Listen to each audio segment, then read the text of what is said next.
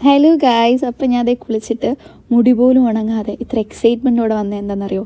ഞാൻ കോളേജ് വിട്ട് വരുന്ന വഴിക്ക് എനിക്ക് നാട്ടിലെന്ന് അയച്ച ചാക്ക് കിട്ടി ഗൈസ്. ചാക്ക്, അതും എൻ്റെ പോരാളി അയച്ച. ആക്ച്വലി ഞാൻ ഒരു ഡ്രസ്സ് മാത്രമാണ് അയക്കാൻ പറഞ്ഞത്, പക്ഷേ എല്ലാ പോരാളികളും അങ്ങനെയാണല്ലോ, ഒരു പൂ ചോദിക്കുമ്പം പൂന്തോട്ടം തന്നെ തരുമല്ലോ. എനിക്ക് അൺഎക്സ്പെക്റ്റഡായി കിട്ടിയ സാധനമാണ് ഗൈസ് അരവണ. കാരണം ഈ അടുത്തൊന്നും നാട്ടിൽ പോകണില്ല, അപ്പോൾ കിട്ടില്ല എന്ന് വിചാരിച്ച സാധനമാണ്, പക്ഷെ കിട്ടി.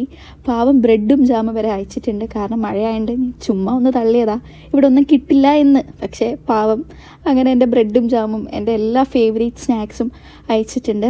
അപ്പോൾ ഞാൻ പറയാൻ മറന്നുപോയി, ഞാൻ പഠിക്കുന്നത് സവിത യൂണിവേഴ്സിറ്റിയിലാണ്, ചെന്നൈയിൽ. BSc നഴ്സിംഗ് സെക്കൻഡ് ഇയർ ആണ്.